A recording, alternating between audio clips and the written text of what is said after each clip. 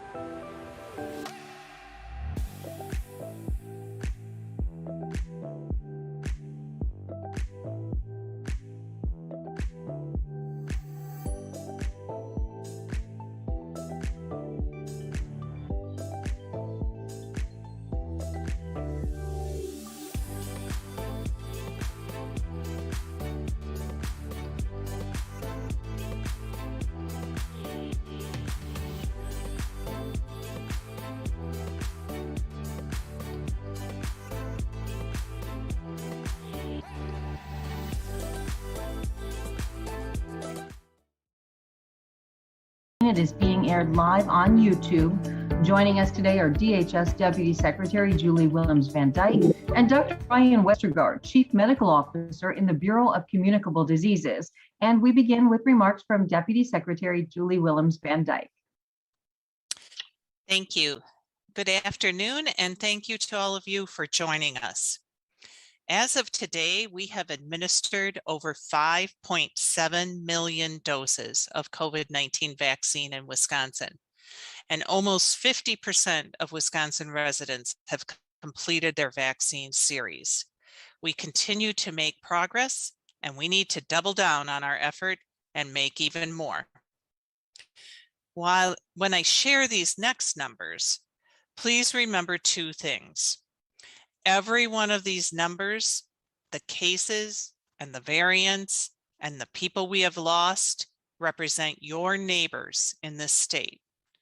And also, I'd like you to know that I am not sharing these numbers with the intent to scare you. I'm sharing them so you have accurate information from a trusted source so you can make important decisions for yourself and for your family. Our 7-day average of confirmed cases here in Wisconsin is 242 cases per day, which is 2.8 times higher than where we were 2 weeks ago, when our 7-day average was 85 cases per day. Increases in cases are occurring in every state in the nation. And Dr. Rochelle Walensky, director of the CDC, reported yesterday that 83% of sequenced cases were the Delta variant. Our state lab of hygiene is reporting the same trend here in Wisconsin, with an increasing proportion of sequenced samples representing the Delta variant.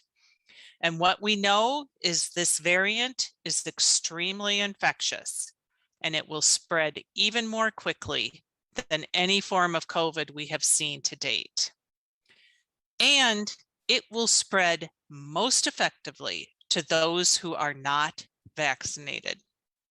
And more infected people means we will see more hospitalizations and more deaths. Over the past 2 weeks, we have seen Wisconsin hospitalizations rise from 74 people with COVID hospitalized across the state to 143 reported yesterday, almost double the patients. Nearly all of these patients could have avoided this fate if they had been vaccinated. So why didn't they? Many of them received incorrect information about vaccines via social media or friends or family members who were also informed by errant sources. Last week, the Surgeon General released a report on misinformation that details how this happened and what we can do to combat it. The threat of misinformation comes to life even more when you hear the words of critically ill patients with COVID. Dr. Brittany Kobia, a physician in Birmingham, Alabama, has recently shared her experience with patients begging for vaccine as they were about to be placed on a ventilator. I hold their hand and tell them I'm sorry, but it's too late, she said. They cry and they tell me they didn't know. They thought it was a hoax. They thought it was political. They thought because they had a certain blood type or a certain skin color, they wouldn't get as sick. They thought it was just the flu, but they were wrong and they wish they could go back, but they can't. I'm painting a pretty grim picture, but there is a way out of this, a way to stop these increases in cases, hospitalizations, and deaths, to stop the spread of the Delta variant, and to help prevent future variants from developing. And we do that by getting vaccinated, by getting our children who are eligible vaccinated, by talking to our family and our neighbors about the importance of getting vaccinated. This is how you protect yourself and how we protect our state. We've said it before and we'll say it again. Every COVID-19 death is now a preventable death. And I know we have so many grieving families here in our state and across the country. I know this virus has touched so many of us and has already caused so much pain and grief. And even for those families whose loved ones pulled through, I've seen the stress this virus causes, the physical strain of the illness, and the emotional strain on the entire family. Please don't let that be you, and don't let it be your family. At this point in the summer, getting eligible children vaccinated is a priority. For children aged 12 to 17, the Pfizer vaccine is currently available. And because the Pfizer vaccine requires 2 doses spaced 3 weeks apart, and then another 2 weeks after the final dose to build full immunity, kids need to get vaccinated now to be fully protected by the time school starts. Not only does the vaccine protect our students and make in-person activities safer, it also can help make parents and guardians' lives easier, because vaccinated children don't have to quarantine after a close contact. Of course, the same goes for fully vaccinated adults, so it's helpful to the entire family. I know we all want the best for our children and our families, and I can tell you, as a public health leader and as a nurse, I trust the vaccine. As a patient myself, I trust the vaccine. And as a mom, I trust the vaccine. My grandkids are still too young to get the COVID-19 vaccine, but when it is approved for younger children, I will trust the vaccine for them as well. So please get vaccinated and get your family vaccinated. Thank you. And with that, I will turn it back to you, Elizabeth, and we welcome your questions. Deputy Secretary. And a reminder to maintain audio quality, we ask you to remain muted until it's time to ask your question. If you're able to do so, use *6 to mute and unmute your phone. Today, we do need to wrap up on time. So in the interest of time, to ensure everyone is able to ask a question, we ask you to limit yourself to just one question. And we begin today with Gretchen Gerlach at WMTV in Madison. Gretchen. Hi, this is Gretchen. Hoping you can hear me. My question for you, what percentage of new COVID-19 cases are people that are fully vaccinated? We know that Dane County, we have those those numbers, but do you have an idea as far as the state goes? Dr. Westergaard, do you have that data available? We, on an approximately weekly basis, aggregate the number of cases that occurred in both vaccinated and unvaccinated cases. We can share those as X, but I don't have the percentage calculated right now, but we'd be happy to get back to you. All right, we'll be happy to get back to Gretchen, and we will move on to Scott Bauer at the Associated Press. Scott Bauer. Hi, thanks for doing this call as always. Just wondering if there was any concern from where you guys sit with the huge gathering today in Milwaukee for the parade and for the game the other night, with upwards of 100,000 people gathering together, most of them not wearing masks. Any concern from your side? Well, first of all, let me say, go Bucks. We're really, really proud of our state and our incredible basketball team. And in answer directly to your question, Scott, yes, we are concerned. We know people wanted to be jubilant and celebrate, but we know, as I said, half the state is fully vaccinated, and so half the state is not. And I assume the same applies to the people who are in the Deer District or in the arena. And I didn't see half of the participants wearing a mask, which would be the recommended behavior for someone who is not vaccinated. So both that combination of unvaccinated people, likely unvaccinated people without masks in those close settings, the fact that people were really boisterous and yelling loud, which is a great way to spread infection, the presence of the Delta variant in our state, I anticipate we'll see additional cases as a result of those gatherings. So really just want to double down. If we want to continue to have those kind of gatherings without that sequelae of increased cases, we need to all get vaccinated. And if you're not vaccinated, wear a mask. And honestly, even when lots of people are close together like that, whether you're inside or outside, it makes a lot of sense for everybody to wear a mask in those situations. Thank you for that. Let's give the next question to Alex Moe at WIS Business. Alex Moe. Thank you.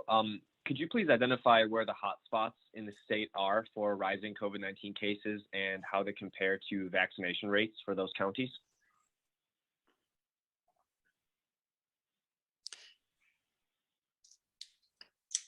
Dr. Westergaard, do you have any data related to that? There are two regions where hospitalizations are significantly increasing compared to before, and it's the Southeast and it's the Fox Valley regions.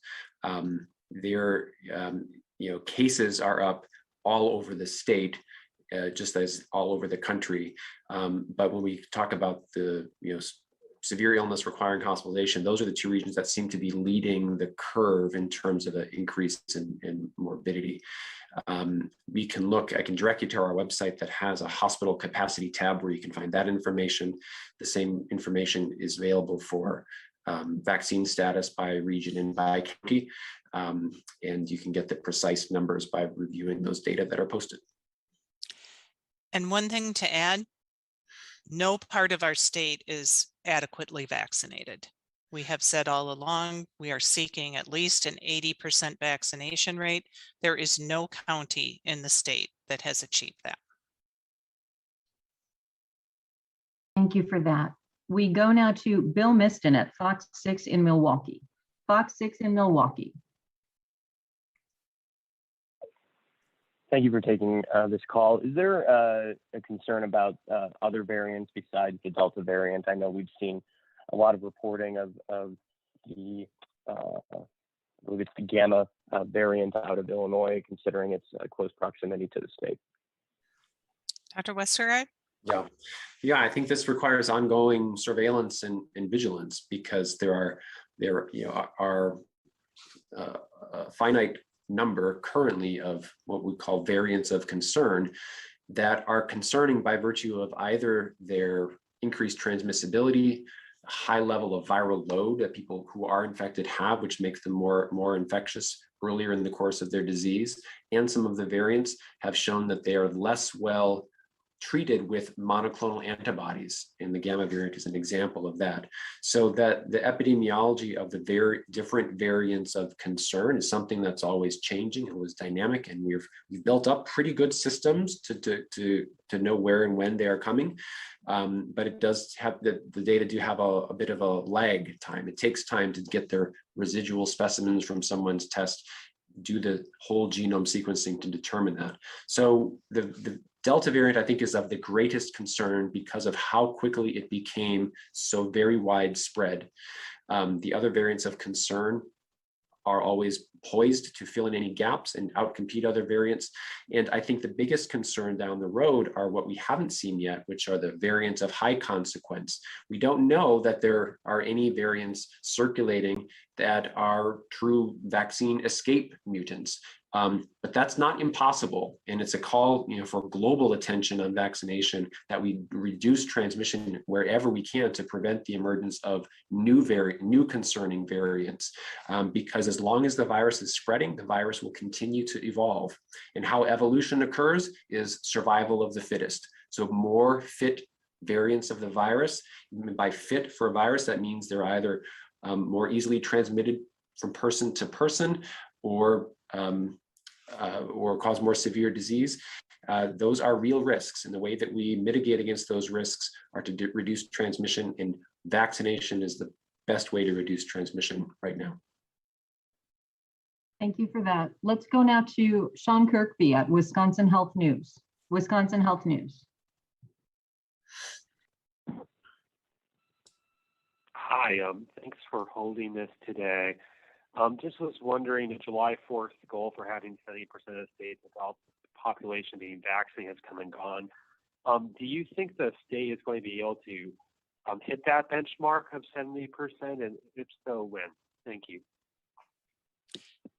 Well, Sean, we didn't hit it by the 4th of July. And to clarify, that goal was 70% of adults over 18 would have had at least one dose, was the goal that the president set out as an interim goal. I want to be really clear. Sometimes people have interpreted that as the final goal. That is not the final goal. At least 80% is the final goal. And truly, the best scenario would be 100% of people being vaccinated. We did not hit it. I believe we're at about 63% of adults in Wisconsin have received at least one dose. And to be frank, we could hit 70% within the next couple of days. We have plenty of vaccine. We have plenty of providers. We just need people to raise their hand and say they will get vaccine. So it's really hard for me to predict when that number will happen. We're not letting up. We're going to continue to vaccinate.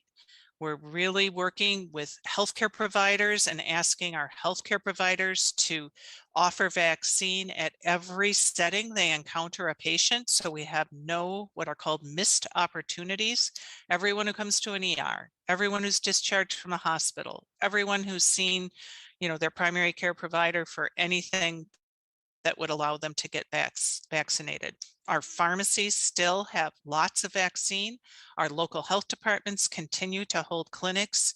There are vaccines at events throughout the state, including down in the Deer District Tuesday night, thanks to our National Guard vaccinators who were there. So we could be there anytime that our population says, I don't want to get the Delta variant. I don't want to get COVID. I don't want to be at risk of hospitalization. Please get me that vaccine. Thank you for that. The next question to Rory Linnane at Milwaukee Journal Sentinel. Rory Linnane. Hey, thank you. I Thank you. The CDC guidance for schools now distinguishes between students and staff who are vaccinated and not vaccinated and calls for requiring masks for those who are not. Do you recommend that schools track which students and staff are vaccinated for the purpose of mask requirements or for informing other precautionary measures? And would school districts have the authority to go further and require vaccination for students and staff? You know, here's what I'd say, Rory, about masks. That's like the floor of the recommendations that CDC has made. And if you read the entire document, you'll also find that CDC makes recommendations that refine that even further. So for example, with elementary schools, we know no children are going to be eligible to have been vaccinated yet because they are too young. And so CDC recommends in the case of elementary schools, they may full well want to consider just requiring everyone, even vaccinated teachers and staff, to wear masks for good role modeling and so that there is no question about, you know, who's vaccinated, who's not, why do I have to wear a mask when my teacher doesn't, and to provide, again, that additional layer of protection for our youngest children who can't yet get this safe and effective protection from the vaccines. Likewise, CDC also is very clear that when disease rates are high, everyone should wear everyone should wear a mask and get vaccinated so that disease rates will decrease. But everyone should wear a mask when disease rates are high. So it's not just quite as black and white as if you're vaccinated, wear a mask. If you're not vaccinated, don't wear a mask. In terms of how schools will enforce this, as we've talked about throughout the pandemic, schools are led by local school boards and local superintendents, and we encourage them to think about the most protective way to ensure the safety of their students. But those decisions are decisions that will be made at a local level. Thank you for that. We go now to Will Cushman at Wiscontext. Will Cushman.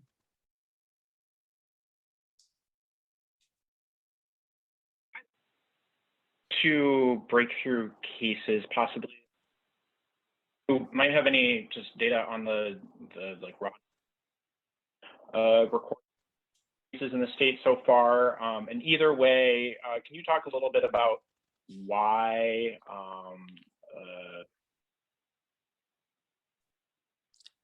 Will, I don't know if you can hear us, but we are having a hard time hearing you. You are breaking up.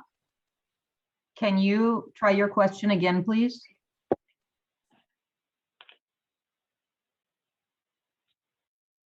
Hi there. Yeah, sorry. Can you hear me better now? Yes, thank you. Okay, awesome. Sorry about that. I want to go back to breakthrough cases, and I'm curious. You may not have a percentage of the number of new cases that are breakthrough cases, but do you have a raw number for the number of breakthrough cases that have been reported in the state so far?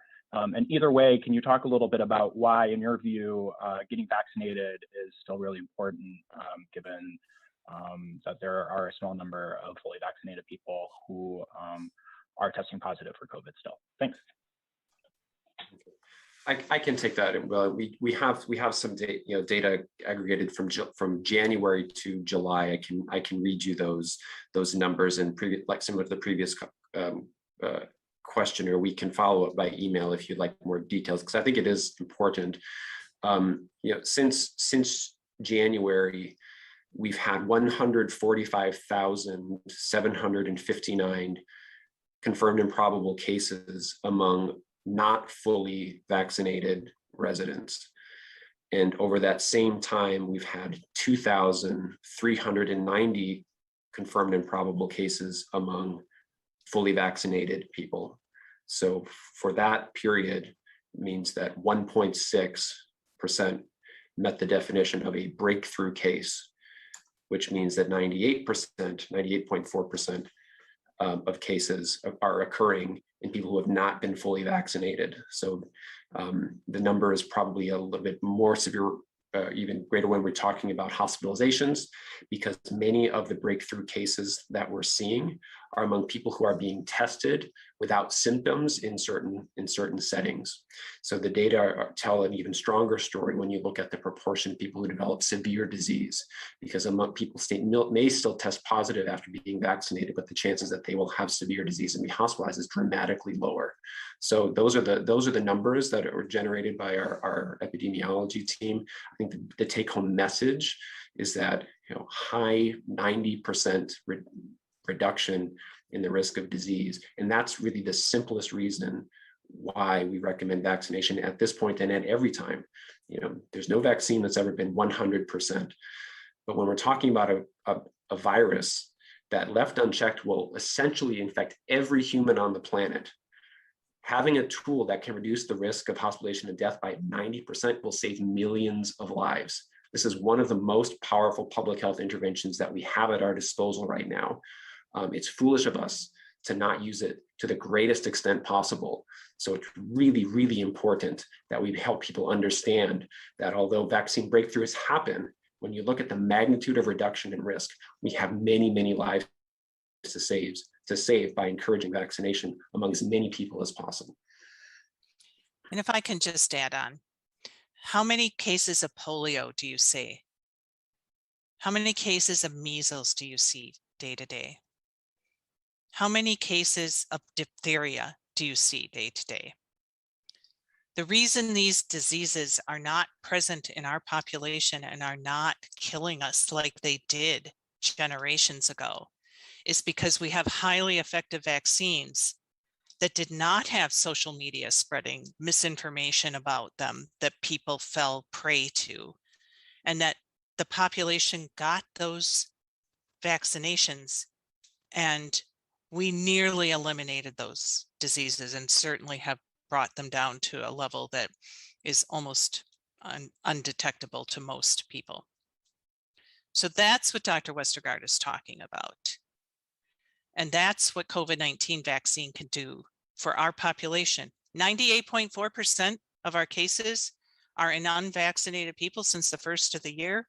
That shows this vaccine works. Thank you for that. Let's go now to Rob Sussman, WTAQ in Green Bay. Rob Sussman. Hi, thanks for taking my question. You touched on it briefly in regards to, the people who are hesitant to get the vaccine, and you had mentioned the misinformation, so on and so forth. My question is 80% vaccinated still a realistic goal given the social cultural division in the United States and in the state of Wisconsin? Thank you very much. Never say never, Rob. And, what I'm hearing from colleagues in states like Arkansas and Missouri, where their hospitals are once again overflowing, where the kinds of stories that I quoted from Dr. Copia are spreading amongst unvaccinated people, they're starting to see an increase in people accepting vaccine. So I think it is possible. Or I wouldn't be putting one foot in front of the other and coming to work every day. I mean, we have to believe that's possible because, first of all, we are so act like it just stopped cold. We still get 3,000 to 4,000, some days 5,000 to 6,000 new vaccine series started every day. And so that's poking along. That's not like, tens of thousands like we saw in the spring every day, but it will get us there. And I think if people can start to also hear a more balanced view of the safety and effectiveness of these vaccines, if we can start covering the percentage of people who do not have breakthrough cases, who are protected by this vaccine, if we can get that message out rather than, really obsessing over the relatively few breakthrough cases, I think it will also help for people to have a full and fair picture of what this vaccine can do. Thank you for that. Let's go now to Josh Pagaro, WBAY in Green Bay. WBAY in Green Bay.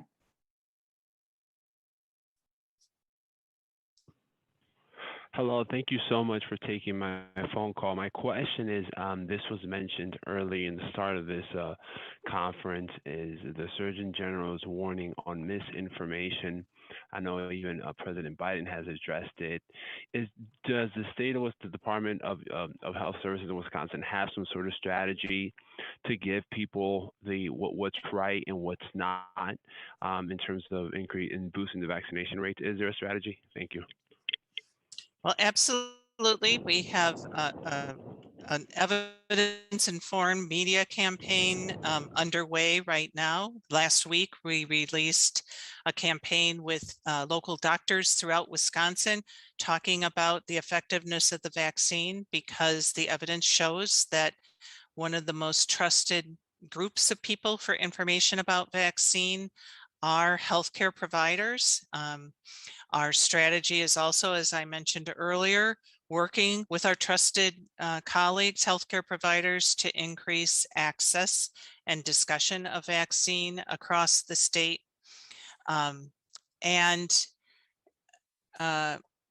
We've certainly, throughout the pandemic, been a source of trusted information. In fact, in polling that we have done, we have found that DHS is second only to CDC as the most trusted voice for information in the state of Wisconsin. Now, I do know that may not be true for those who are not yet vaccinated, that they may find other voices, trusted voices, and I'm happy to see that some of the news networks and leaders across the nation who may not have been as outspoken about the need to get vaccinated are starting to do to promote vaccine across the nation. And I think that is also an important step forward. And let's clarify what is true. What is true is that vaccines are safe and vaccines are effective. And without a vaccine, you are a sitting duck for COVID-19. Thank you for that. We go now to Victor Jacobo, CBS 58 in Milwaukee. Victor, CBS 58.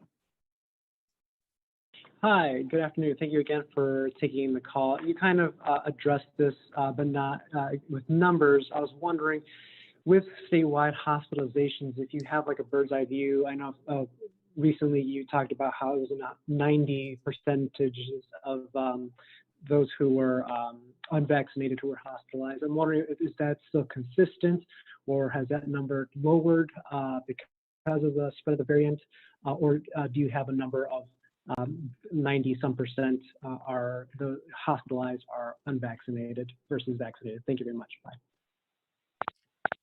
Dr. Westergaard, can you comment on our data there? Oh, you're muted. Sorry, I don't have the corresponding number of cases, hospitalizations for in the same way that I do positive tests, but we can work on getting that for you if you want something precise. We'll say our data are related to interview of patients, and so it is not, we don't have it, for the 143 patients who are hospitalized today. But what I can say is this is data that is being tracked across the nation. It is being tracked in places where we are seeing much worse situations that we are in right now. And the data are holding in terms of the effectiveness of the vaccine, that upwards of 90% of patients hospitalized with COVID-19 are people who are not vaccinated. In fact, some states are reporting 100% of the patients who are hospitalized. So. Thank you for that. Next question to Katrina Nickel, Fox 11 in Green Bay. Katrina at Fox 11. Hi there. My question for you today is DHS making any more efforts to do more sequencing? I know previously, there were only a few labs. Has the number of labs testing for the genome sequencing for the Delta variant and other variants increased lately? Yes, that's a good question. Our goal with our colleagues at the Wisconsin State Lab of Hygiene is to make as many positive PCR tests possible available for sequencing. And one of the strategies that we've recently done for that is through the Wisconsin Clinical Laboratory Network, which includes a large number of laboratories that serve hospitals around the state. We've requested that they send 100% of the residual specimen from positive COVID-19 PCR tests to the state lab or one of the other partners that can do whole genome sequencing in order to be sequencing to get the genotype data. So we have the laboratory capacity to do that now at the current level of positive tests, and it can provide another dimension to our data. So we want to use that capacity as best we can. The challenge is the logistics, because people are tested in many different labs in many different places. So it can sometimes be a complicated process to actually capture the residual specimen from the patient. But we are now striving to get as many of those as possible. And that percentage of positive tests that get sequenced will continue to go up.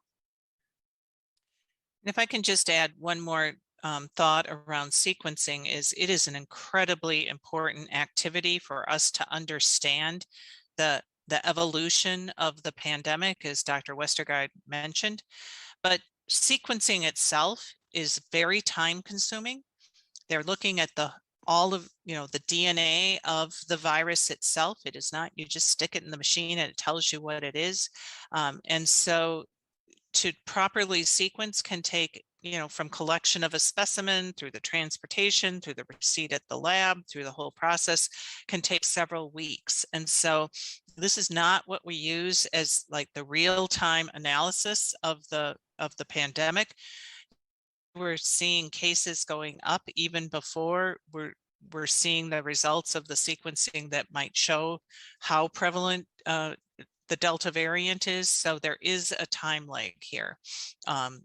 And I think what's really important is we're watching the case numbers, which are reflective of what we will likely be seeing as the sequencing evolves over the next couple of weeks. Thank you for that. We go now to Katrina Lim, News 18 in Eau Claire. Katrina, News 18.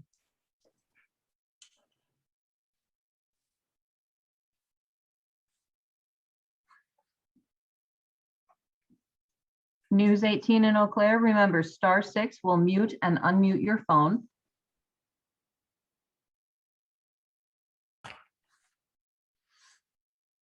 All right, we'll try to get back to Eau Claire. Let's move on to Mitchell Schmidt at the Wisconsin State Journal. Mitchell Schmidt. Yeah, thank you very much for the call today. I appreciate it. With regard to the upcoming fall semester approaching, I was wondering if DHS would have any sort of recommendations to colleges or campuses just with regard to requiring students to submit records or proof of vaccination to kind of better understand the level of protection on various campuses across the state. Thank you. Yeah, I think the most important thing is that colleges and campuses are encouraging their students to get vaccinated and making it very easy and available, especially at the beginning of the semester for those who have not yet taken that step over the summer months. So we are working with the university system in supporting them in ways to get vaccine available. Many of them are doing vaccination at orientation events throughout the summer. And many of them are setting up systems to communicate with their students about verification of vaccine. So the key thing is accessibility to vaccine, clear information, factual information to students to make their decisions, and then easy access to complete a vaccine series. Because as we know, COVID spreads very readily in congregate settings, and most college students are living in a congregate setting with a lot of people fairly close together, whether it be in a dormitory or off-campus housing. And I know universities want to go back to in-classroom face-to-face instruction where there'll be many students close together. So really, to control the spread, we will need our population of university students to be highly vaccinated. Thank you for that. The next question to Hope Kerwin at Wisconsin Public Radio. Hope at Wisconsin Public Radio. Hi, my question is also about universities. Last fall, some college towns saw increasing numbers of COVID-19 cases in the community when university students went back to school.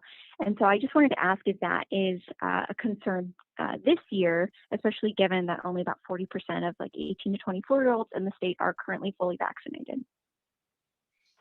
Dr. Westergaard? I'd say yes, it's a concern. That was a very clear pattern that we saw last year. In fact, the beginning of our fall surge really started the week after many campuses opened to students. So it was a contributing factor, not necessarily the main or the only contributing factor. So now is the ideal time for people who will be attending universities in the fall to get vaccinated, so they're fully protected by the time they come back. So, we know that this is how it works because we have the data. We have, September of 2020 told that this is what happens when susceptible people come back from all over. We also know, based on vaccine efficacy data, that it's completely preventable. So let's prevent it. Let's make sure that people are coming back to schools who are eligible for vaccine all get vaccinated, and then we can prevent that phenomenon from happening of people's increasing transmission on campus settings and spilling over into the community. There's no reason to expect that needs to happen, and all we need to do is really persist in increasing vaccination in order to prevent it. Thank you. Next question to Eric Gunn at the Wisconsin Examiner. Eric Gunn.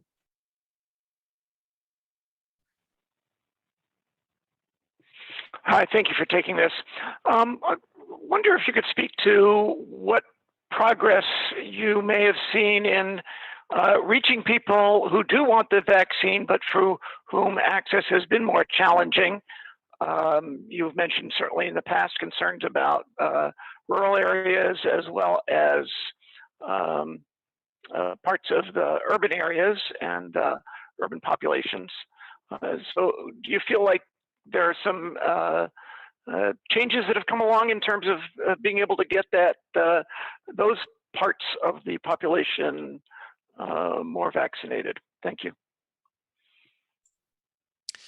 Well, I think our vaccinating partners throughout the state have done an incredible job of providing a number of different pathways to vaccine, including even going door to door in parts of the city of Milwaukee where we know vaccinations are low. Again, door to door to offer vaccine to people who want it, not to force vaccine on anyone. Our pharmacy network remains incredibly robust, and there are pharmacies nearby to many, many people across the state. They're easily accessible via bus lines.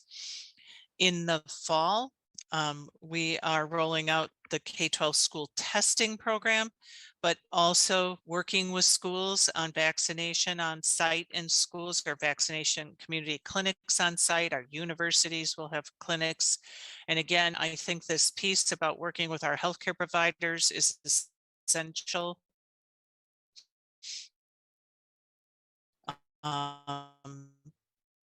Because we know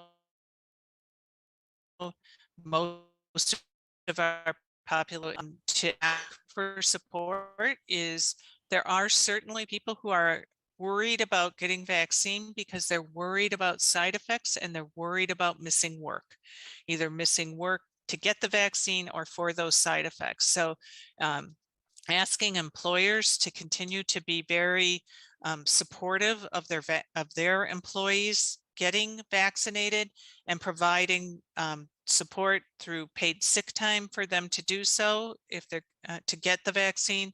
And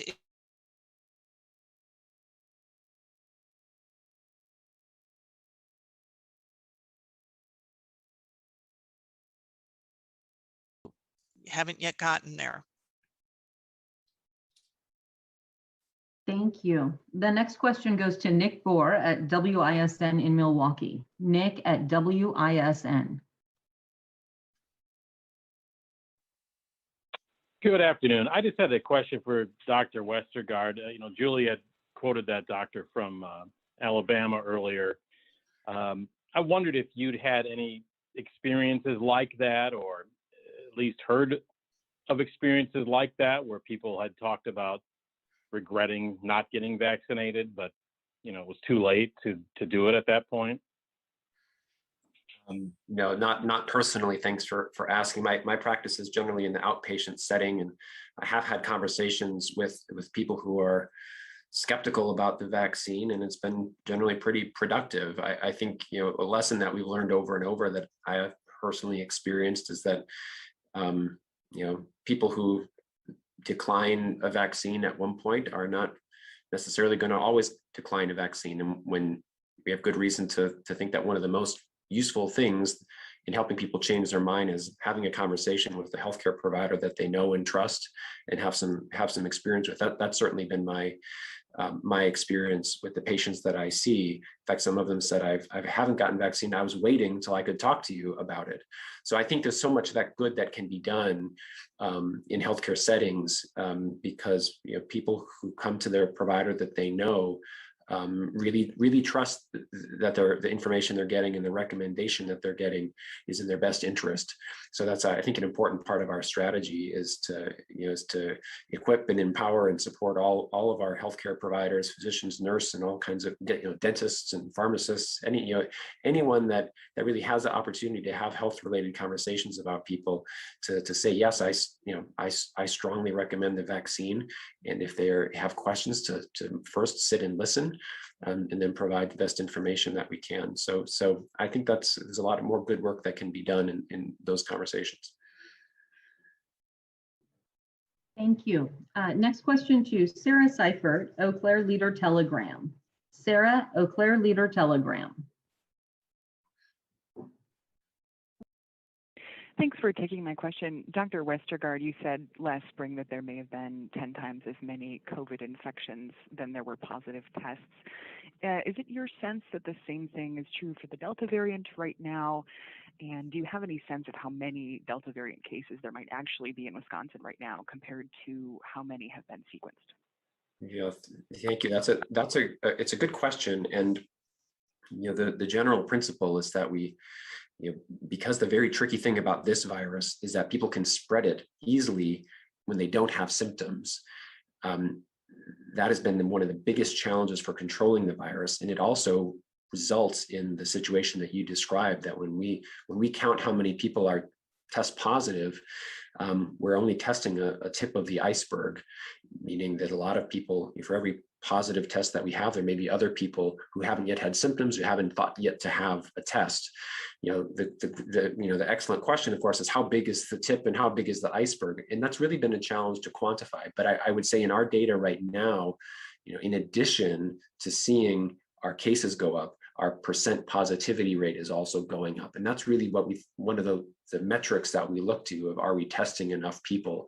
And in June, the statewide, the percent of tests that got done that were positive was less than 1%, and now it's more than doubled. It's I think 2.8% when updated yesterday. So that tells us in general terms that yes, cases are going up, and there's more cases than we realize because a higher proportion of the tests that we do are positive. But it's hard to give a precise estimate of how many we're missing, but we know we're missing many. So an important outcome of that, the recommendation of that, which has been the same all along but bears repeating, is that anyone with symptoms that could be COVID especially now it's important to think about because the common cold is circulating in addition to COVID-19. So if people have a common cold and they're coming down with something right now that could be COVID, it could be other things. It's very important that people that have symptoms get tested. And on the other side of asymptomatic testing, it's really important that we persist with the public health activities of contact tracing and notifying people who've been exposed, because those folks should also get tested, even if they're not having symptoms. So that's how we minimize that, the non-tip of the iceberg is to make sure that we're testing in the right places. And that's everyone with symptoms and everyone who's been exposed. And we don't talk about testing as much because we talk so much about vaccination, but it's important to know, that there is testing available in all areas of the state, in healthcare settings and in pharmacy and other settings. And we're still encouraging people to go get tested at one of the options there, including a growing number of home testing options that people can make sure that they know their test result if they get symptoms or they need to know because they've been exposed. So thanks for asking that. Thank you for that. Next question to Emily Files, WUWM Milwaukee. Emily, Milwaukee NPR. Hi, what do you make of the conflicting guidance between the CDC and the American Academy of Pediatrics on masking in schools? And will DHS offer its own masking guidance for schools to help clarify? I think it's, I would say this. I don't think there is that much conflict between what the American Academy of Pediatrics has recommended and what the CDC has recommended. I went and reviewed the AAP recommendations last night, and they cite the CDC guidance continuously throughout their guidance. They both talk about layering multiple layers, multiple levels of protection to help keep children in school as safe as possible. It's not just one thing. It's looking at a combination of how prevalent is disease in your community, how high are vaccination rates, and then what are the different levels of protection that we need to provide to our students, including testing, contact tracing, isolation, respiratory hygiene, kids staying home from school when they're ill, teachers and staff staying home when they're ill. All of these things are important about protecting students. So the one place there are some fine-tuning differences between the AAP and the CDC is that they did recommend universal masking, whereas CDC, as I talked about before, has recommended in general masking for those who are unvaccinated and no need to mask for those who are vaccinated. But remember, the CDC also provides caveats on that too about when you should go to universal masking. So the difference between the two is not this, it's about this. And I think the important thing to remember is it is never going to hurt anybody to wear a mask. And if we are seeing disease rates increasing, and particularly if you are in a community with increasing disease rates and low vaccination rates, it is as simple as changing the recommendation in a school to say, today, from here until we see different circumstances, we're going to protect all our kids by requiring masks. And you know what? The kids, for the most part, are just fine with that. They will wear the masks. They understand, and they want to be in school. And so all of us working together to interpret these different types of guidance in the context of what is happening in your community and with an eye on doing the safest thing for kids. I think we can do a great job of protecting our children and our faculty and staff in our schools. Thank you for that. We have made it through our list. We're going back to one reporter who was not available when called on, which is Katrina Lim at News 18 in Eau Claire. Katrina at News 18 in Eau Claire, are you on the call? *6 will mute and unmute your phone.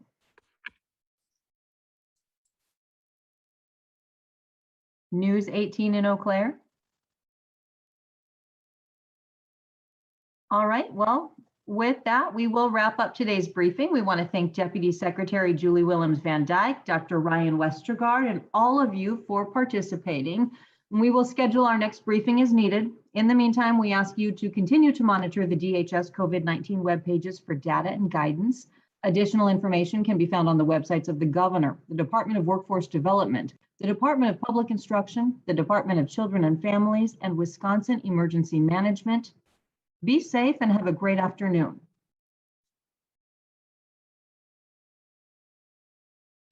This program is a production of Wisconsin Eye, an independent, nonpartisan, nonprofit media network with a mission to inform, educate, and engage the citizens of Wisconsin. Wisconsin Eye is the nation's first and only independently funded state civics broadcast network, providing gavel-to-gavel access to government proceedings and events at the state capitol.